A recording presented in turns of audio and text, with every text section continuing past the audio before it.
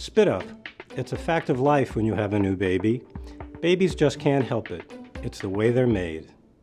So the esophagus is attached to the stomach by a sphincter called the lower esophageal sphincter. And in all babies, that sphincter is very loose. So you'll notice that almost all babies will spit up a little bit after they have their formula or their breast milk. And that's totally normal. And they're usually very happy when they do it. And it makes a mess, and it'll go on their shirts and their bibs, and that's all fine. All babies spit up, but around 25% of babies experience a more distressing condition called gastroesophageal reflux, or GERD. When these babies spit up, partially digested stomach contents and stomach acid splash up into the esophagus. The stomach is designed to contain stomach acid. The esophagus is not. The stomach acid irritates the esophagus and it becomes raw and painful. Babies don't like this, and signs of reflux appear within the first few weeks of a baby's life. And the baby gets very cranky. What you will often see when they have GERD, gastroesophageal reflux disease, is that the baby will make a sour face, will arch his or her back, and be very cranky throughout the day, and especially during feeds. There are some things that parents can do to make their baby more comfortable or reduce the splashback of stomach acid. If possible, breastfeed. It is more hypoallergenic.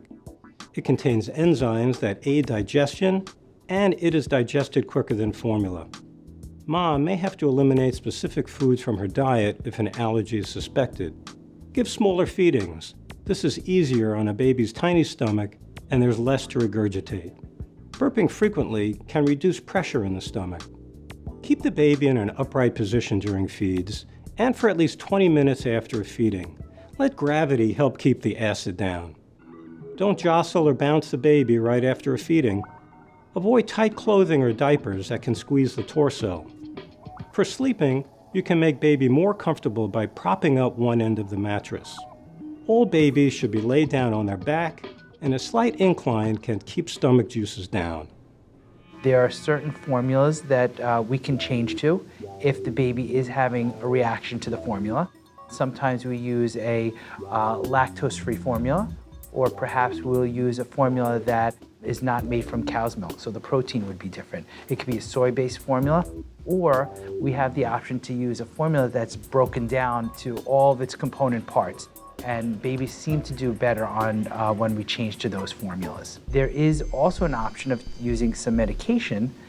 There are medications such as Zantac, which adults use as well.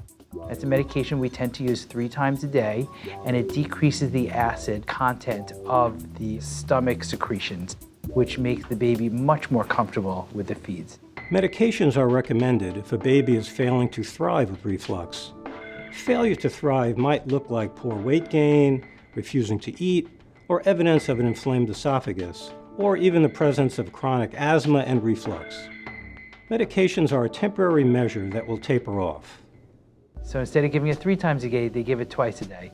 And they go, maybe we should give it once a day. And then they slowly just wean off of it. And the parents usually will notice when the baby is tolerating the formula better without the reflux. So within the first few months, they might need it, and then between, let's say, 5 months to a year, the baby will be weaned off the medication in most cases.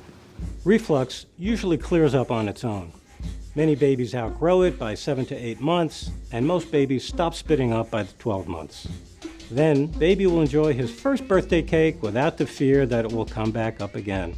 I'm Dr. Daniel Applebaum, and you're watching the eHealth Network. See you next time.